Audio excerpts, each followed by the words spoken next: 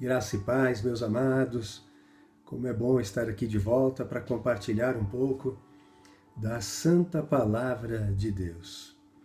A Palavra da Verdade, o Evangelho da Graça de Deus. A Palavra que se fez carne e habitou entre nós, o Deus, o próprio Deus, na forma de Filho, esteve aqui conosco. E inspirou as Escrituras, desde o Antigo Testamento até o Novo. A gente olha para o Antigo Testamento e enxerga Deus falando através de profetas, Moisés dando a lei e todos os profetas maiores e menores. E a gente vê ali que o Antigo Testamento ele previa, ele apontava para a vinda de Deus à Terra. Os evangelhos mostram a chegada de Deus, do Deus Filho, da Palavra em forma de ser humano, gerada ali no ventre de uma Virgem, Maria, mulher temente ao Senhor, e que foi previsto pelo profeta Isaías, no capítulo 6, eis que a Virgem dará à luz a um filho, e ele será chamado Emanuel. Significa Deus conosco. É tremendo a gente perceber a obra de Deus, como ela vai se cumprindo, amados?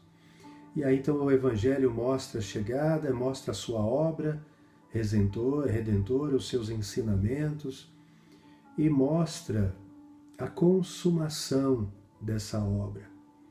E aí em Atos, o Espírito Santo vem e funda a Igreja, o corpo de Jesus Cristo.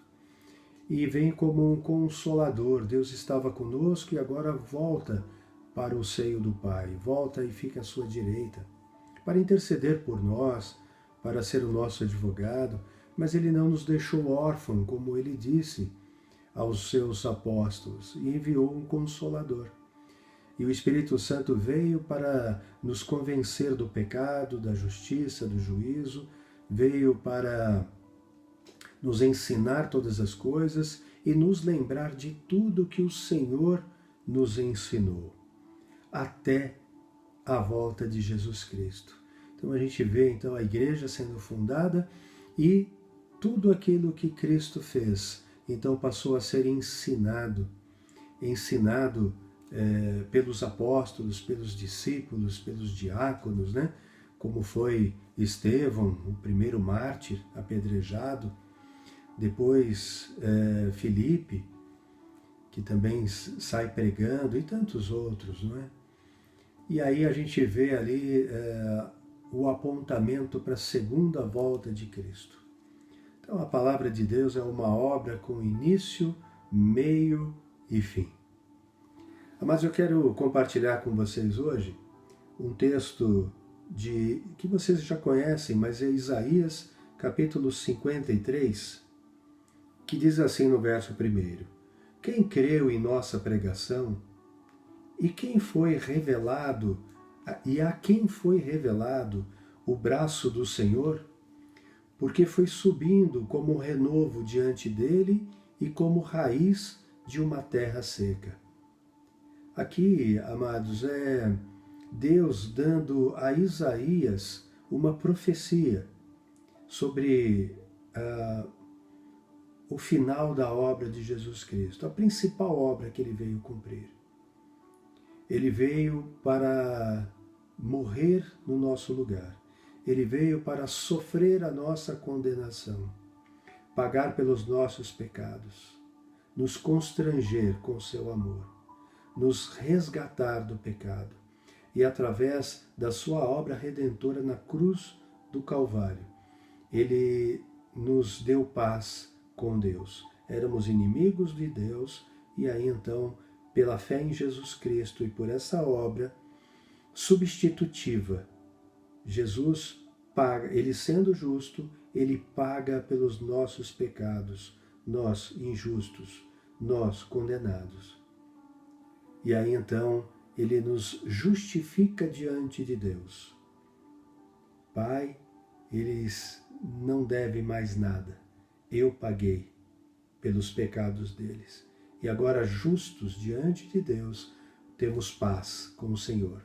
Havia uma separação entre o ser humano e Deus, que era o pecado. O pecado faz separação de nós. E Cristo então veio fazer essa obra para que não houvesse mais essa separação. Então, só para a gente entender um pouquinho esse texto que está lendo agora. Então, voltando, verso 2, porque foi subindo como um renovo diante dele, como raiz de uma terra seca. Não tinha boa aparência nem formosura. Olhamos para ele, mas não havia nenhuma beleza que nos agradasse. Era desprezado e o mais rejeitado entre os homens. Homem de dores e que sabe o que é padecer. E como um de que os homens escondem o rosto, era desprezado, e dele não fizemos caso. Certamente ele tomou sobre si as nossas enfermidades, e as nossas dores levou sobre si. E nós o considerávamos como aflito, ferido de Deus e oprimido. Mas ele foi traspassado por causa das nossas transgressões e esmagado por causa das nossas iniquidades. O castigo que nos traz a paz estava sobre ele, e pelas suas feridas nós fomos sarados. Todos nós andávamos desgarrados como ovelhas, cada um se desviava pelo seu próprio caminho. Mas o Senhor fez cair sobre ele a iniquidade de todos nós. Ele foi oprimido e humilhado, mas não abriu a boca. Como cordeiro foi levado ao matadouro, e como ovelha muda diante dos seus tosquiadores, ele não abriu a boca. Pela opressão e pelo juízo, ele foi levado, e de sua linhagem, quem se preocupou com ela? Porque ele foi cortado da terra dos viventes. Foi ferido por causa da transgressão do meu povo. Designaram-lhe a sepultura com os ímpios, mas como rico esteve na sua morte. Embora não tivesse feito injustiça e nenhum engano fosse encontrado em sua boca. Todavia, ao Senhor agradou esmagá-lo, fazendo-o sofrer. Quando ele der a sua alma como oferta pelo pecado, verá a prosperidade e prolongará os seus dias, e a vontade do Senhor prosperará nas suas mãos. Ele verá o fruto do trabalho de sua alma e ficará satisfeito. O meu servo, o justo, com o seu conhecimento, justificará a muitos, porque as iniquidades deles levará sobre si. Vamos até o final aqui, verso 12. Por isso eu lhe darei a sua parte com os grandes e com os poderosos, ele repartirá o despojo, pois derramou a sua alma na morte e foi contado com os transgressores. Contudo, levou sobre si o pecado de muitos, e pelos transgressores intercedeu. Vamos orar? Pai, nós estamos diante da Tua santa palavra, Senhor. Paizinho, eu não tenho poder, capacidade de produzir conhecimento ao coração, à mente do ser humano caído e pecador, Pai. Só o Teu Santo Espírito pode revelar a Tua palavra no coração destas pessoas. Então eu peço, Senhor, que o Senhor me guie, mas o Senhor ministre, através do Teu Santo Espírito, na vida de cada um dos amados que aqui estão hoje assistindo este devocional. Em nome do Senhor Jesus. Amém. Amados, vocês podem perceber aqui que o capítulo 53 de Isaías está falando sobre aqueles momentos derradeiros de Jesus Cristo aqui na Terra. No momento em que ele é preso, ele é esbofeteado, agredido, ele sofre açoites, uma coroa de espinho é colocada em sua cabeça e dão-lhe uma paulada para que aqueles espinhos entrassem. Ele é cuspido, ele é humilhado, sua roupa é tirada, ele é pregado numa cruz romana, no madeiro, que era um lugar de maldição. Era a crucificação a forma de morte mais humilhante daquele tempo, a cruz romana. Então Jesus faz tudo isso com um propósito. E o propósito é pagar pelos pecados de muitos. Veja que o último versículo diz assim: levou sobre si o pecado de muitos e pelos transgressores intercedeu. Aqui não é o pecado de todos, mas é o pecado de muitos. Então, quem são estes muitos? São aqueles a quem o próprio Deus revelou no coração o seu Filho amado, Jesus Cristo, e pela fé os seus pecados foram perdoados. E essa é uma fé, amados, que produz uma mudança de vida, que produz transformação. Estávamos todos desviados, né? Como ovelhas, cada um andando pelo seu próprio caminho, como nós vimos aqui no versículo 6. Todos nós andávamos desgarrados como ovelhas, cada um se desviava pelo seu próprio caminho, mas o Senhor fez cair sobre Cristo a iniquidade de todos nós. O propósito de Deus com essa obra é atrair as pessoas que estavam desviadas de Deus para o centro da sua vontade. Porque Deus não quer que ninguém se perca, mas que todos sejam salvos, cheguem ao pleno conhecimento da verdade, né? A gente vai ver ali no livro de Ezequiel, vamos caminhando aqui no Antigo Testamento, lembrando que essa profecia que acabamos de ler foi dada em torno de 700 anos antes da vinda de Deus, antes da vinda de Jesus Cristo à Terra. Ezequiel capítulo 36, a partir do verso 26, Deus dá ao profeta a seguinte informação: eu lhes darei um coração novo e porei dentro de vocês um espírito novo.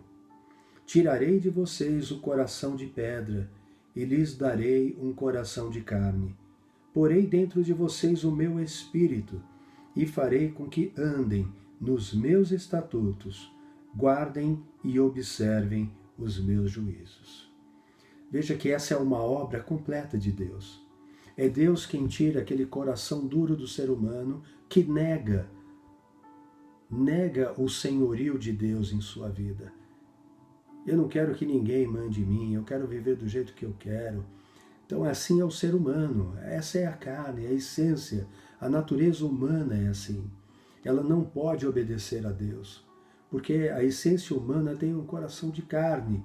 Isso aqui é uma forma figurada de dizer que é uma pessoa que não quer ser obediente à vontade de Deus. Prefere andar do seu jeito, nos seus pecados. E não tem olhos espirituais para ver, não tem ouvidos espirituais para ouvir, nem tem o coração iluminado para entender o quão Deus o ama e quer que ele tenha vida e vida eterna. As pessoas caminham para a morte e não conseguem perceber isto. O apóstolo Paulo vai dizer que o Deus deste século, né, o Deus, letra minúscula, né, o príncipe deste mundo, Satanás, o diabo, ele cegou o coração das pessoas para não enxergarem a luz do Evangelho de Cristo. Evangelho que significa boas novas, boas notícias de Deus. E veja se não é boa notícia. O ser humano tinha uma dívida impagável, impagável. E aí então Deus disse assim: olha, a sua dívida é impossível de você pagar. Mas se você crer no meu filho, eu pago a sua dívida. Eu te declaro sem dívida alguma. Se você crer no meu filho. Você tinha, amados, nós tínhamos, portanto, né, isso é para todos nós, né? Nós estávamos condenados. Não havia esperança para nós. Havia uma separação. Nós escolhemos o inferno.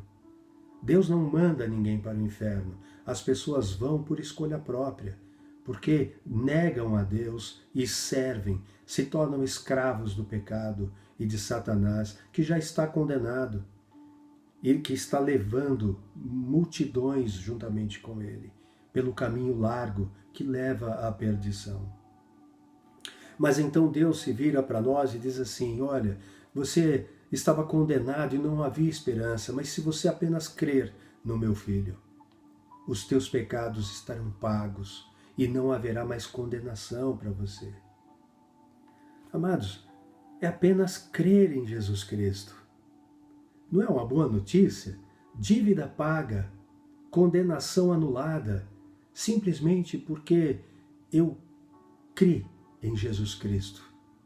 Pela fé nele, eu tenho tudo diante de Deus. E mais do que isso, ele me adota como filho amado. Ele me faz herdeiro dele, co-herdeiro com Cristo, ou seja, herdeiro juntamente com Cristo. Recebemos o poder de nos tornar filhos de Deus. Recebemos uma segunda natureza, agora uma natureza espiritual, conforme está lá em João, no capítulo 3. A carne e o sangue, ela não pode herdar o reino de Deus, disse o apóstolo Paulo. Jesus a Nicodemos vai dizer lá no capítulo 3 de João, né, se você não nascer de novo, não pode ver o reino de Deus. Se você não nascer da água e do Espírito, você não pode entrar no reino de Deus. Amados, então veja que para que eu possa ver e entrar no reino de Deus, eu preciso de uma nova natureza. Uma natureza agora espiritual. Não agora nascendo da vontade da carne, da vontade do homem, mas da vontade de Deus, pela fé em Jesus Cristo. Quem tem uma natureza, a natureza humana, não pode entrar no reino de Deus. É somente pela fé em Cristo que nos tornamos filho e herdamos a eternidade com Cristo, o reino eterno, a vida eterna. Então, amados, aqui nós vimos mais outra profecia onde o próprio Deus coloca dentro de nós o seu Espírito Santo. Foi uma promessa. E Jesus prometeu isso e cumpriu em Pentecostes, lá no capítulo 2 de Atos. E esse Espírito que agora habita em nós, é Ele que nos convence do pecado, da justiça, do juízo e nos faz, então, agora, obedecer a Deus. Veja que, verso 27, estamos lá ainda em Ezequiel 36, né?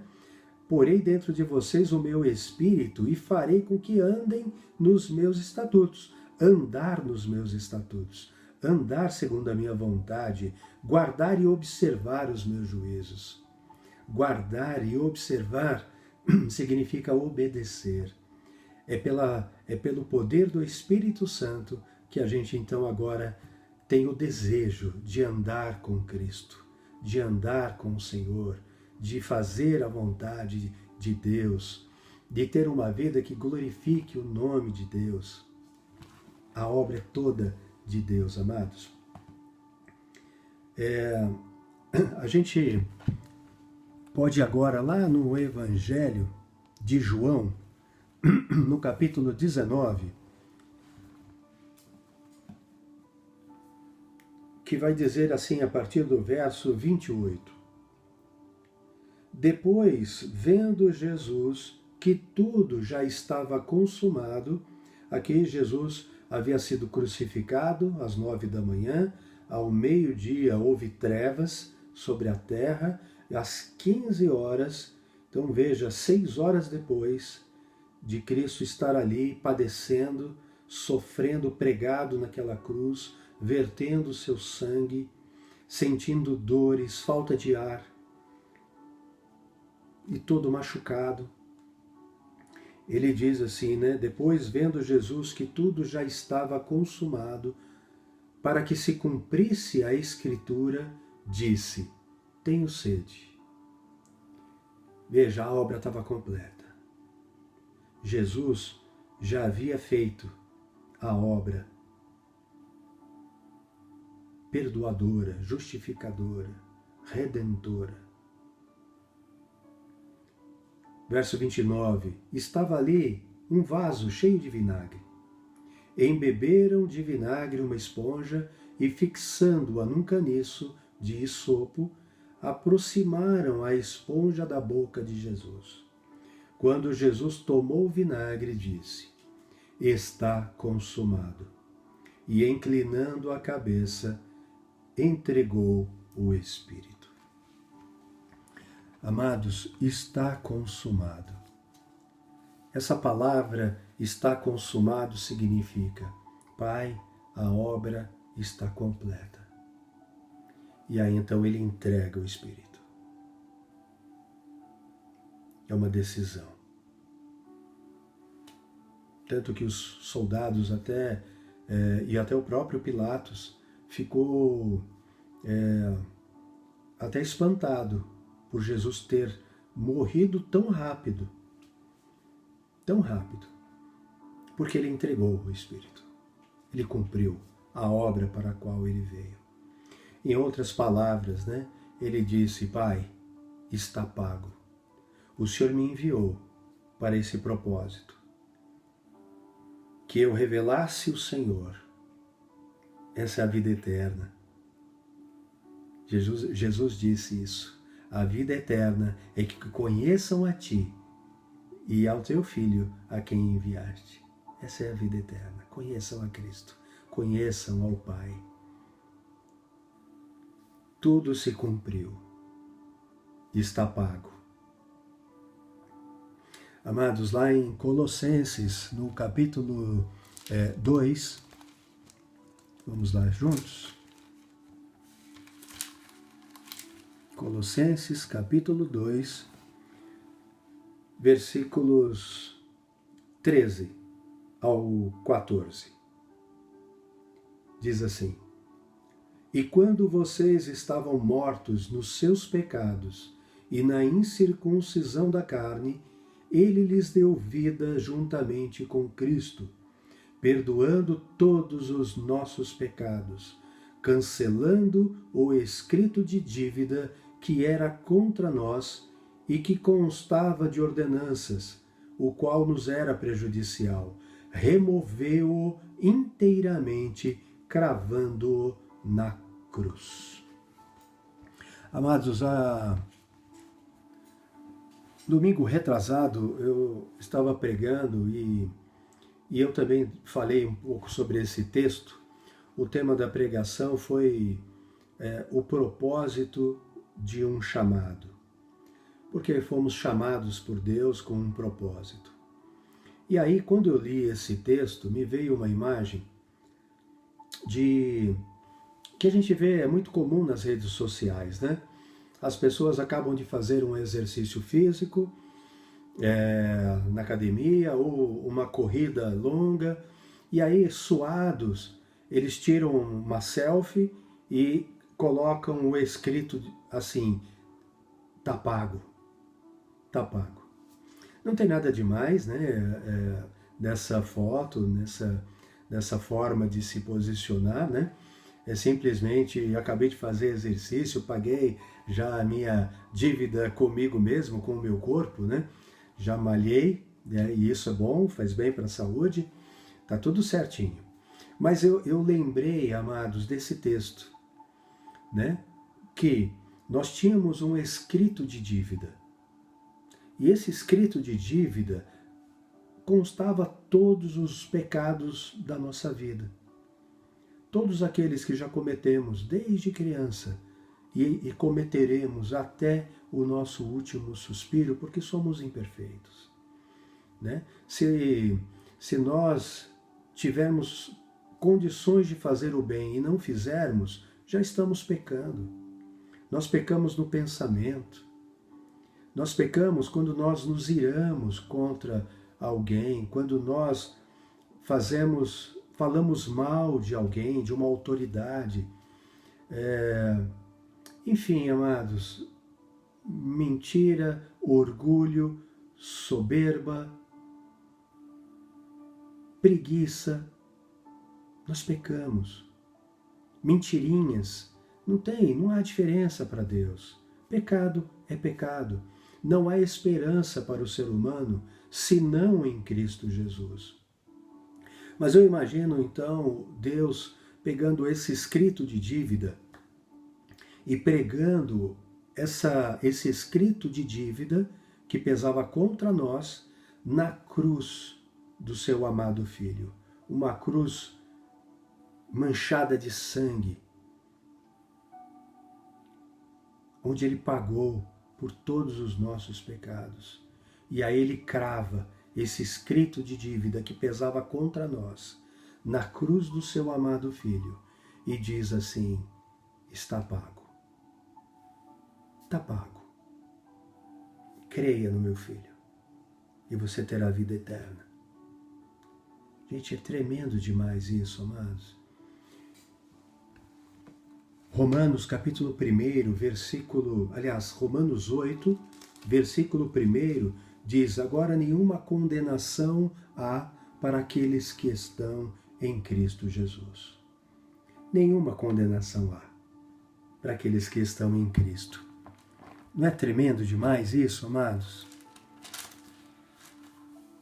Olha só, Efésios capítulo 1, verso 5 vai dizer: nos predestinou. Quem? Deus nos predestinou para Ele, para sermos adotados como seus filhos, por meio de Jesus Cristo, segundo o propósito de sua vontade. Amados, no capítulo 2 de Efésios, vai dizer no verso 8, porque pela graça vocês são salvos, mediante a fé. E isto não vem de vocês, nem a fé vem de vocês. É dom de Deus, não de obras, para que ninguém se glorie. Amados, veja que esse versículo, ele nos diz muito sobre o estado que estávamos e o momento em que fomos chamados por Deus.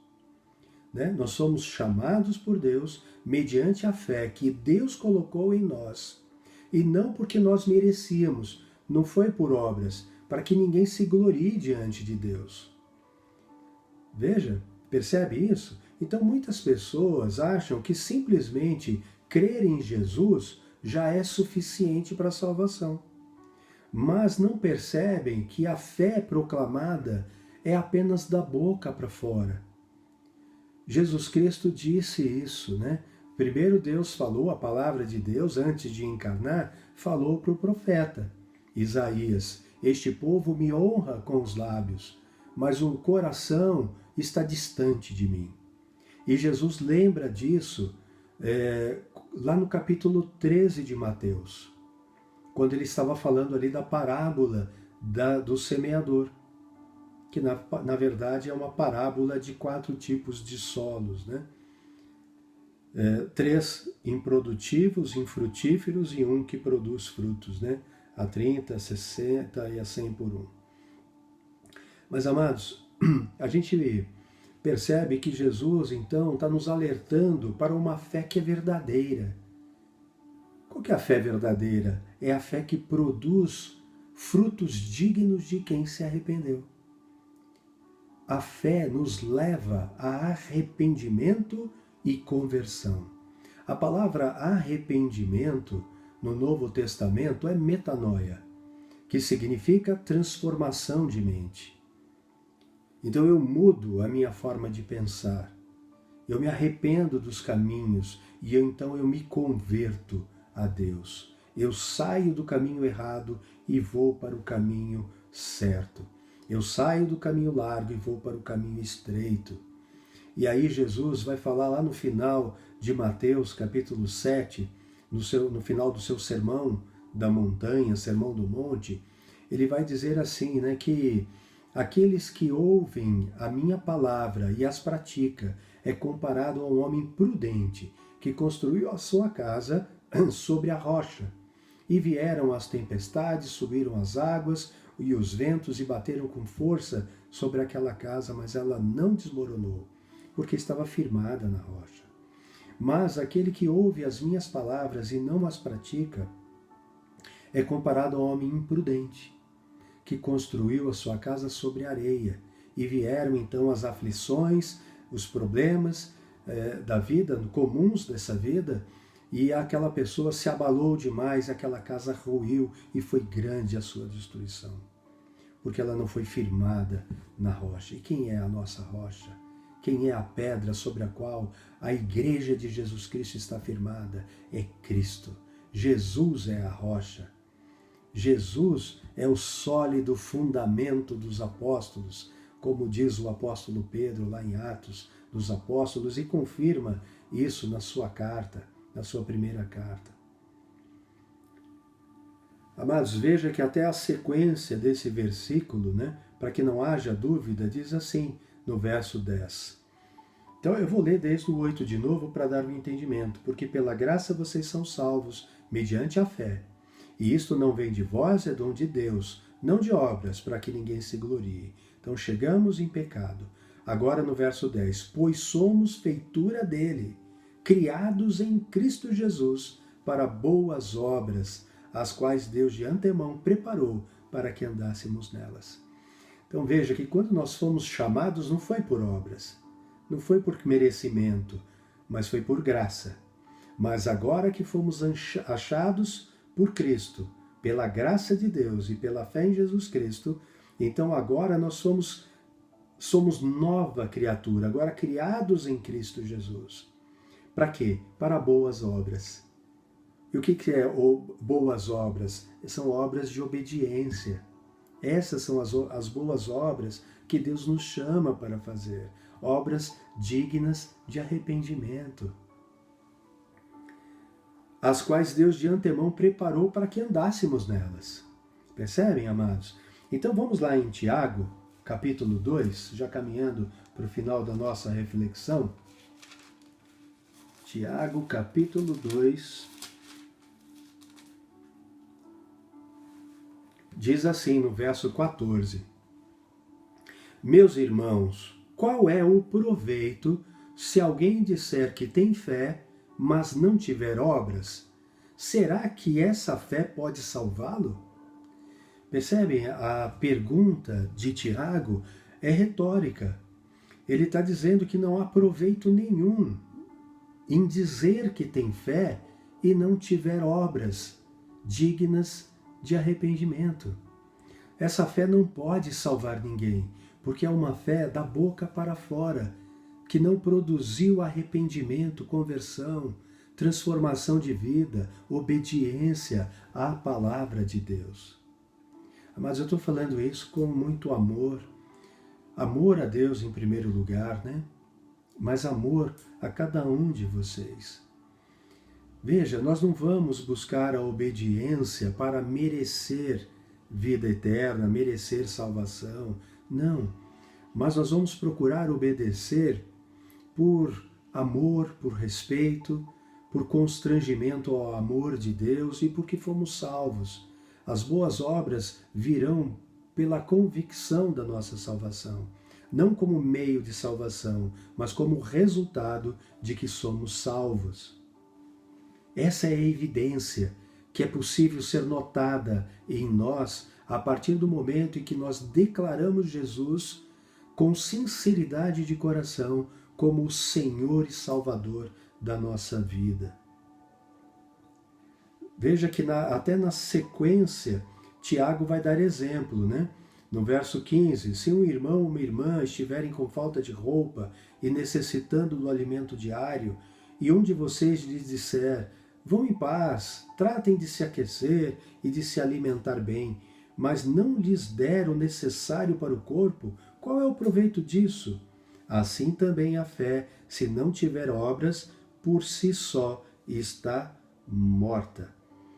Depois vai falar assim, verso 19, você crê que Deus é um só? Faz muito bem, até os demônios creem e temem. Seu tolo, você quer ter certeza de que a fé sem as obras é inútil? Por acaso não foi pelas obras que Abraão, o nosso pai, foi justificado quando ofereceu seu filho Isaque sobre o altar? Você percebe que a fé operava juntamente com as suas obras e que foi pelas obras que a fé se consumou? Perceberam, amados? A fé de Abraão fez com que ele oferecesse o seu filho em sacrifício a Deus. Então veja que Deus havia dado uma ordem a ele: vá, Abraão, e sacrifique a mim o seu filho Isaque, o filho da promessa. E Abraão demonstrou a fé em Deus, e ele vai falar aqui, né, que Abraão, ele creu que Deus, que foi poderoso para dar a ele um filho na sua velhice, ele tinha 100 anos quase, e a sua esposa estéril, 90. Então veja, foi um filho de uma promessa, mas aquele que foi poderoso para cumprir essa promessa também é poderoso para ressuscitá-lo dentre os mortos. Foi nesta fé que Abraão ofereceu o seu filho Isaque. E Deus, naturalmente, não permitiu que ele sacrificasse o filho, apenas provou a sua fé. E disse: Abraão, não faça mal ao menino. E Abraão olha para o lado e ali havia um cordeiro preso pelos chifres numa árvore, num arbusto. Então Abraão vai e sacrifica aquele cordeiro que era uma figura de Cristo, que viria a ser Jesus Cristo, né? Então veja, amados, que a obra ela vai produzir sempre frutos dignos de arrependimento. O tema que eu trago para esta palavra de hoje que nós meditamos é: está pago. Está pago. E que Deus possa trabalhar essa palavra no teu coração, te quebrantar, fazer você buscá-lo de todo o seu coração, meditar na sua palavra dia e noite. Seus mandamentos são de amor. Amados, não se deixem enganar pelas pessoas, pelo mundo, pelas religiões. Religião é coisa de ser humano. Eu não chamo vocês para uma religião.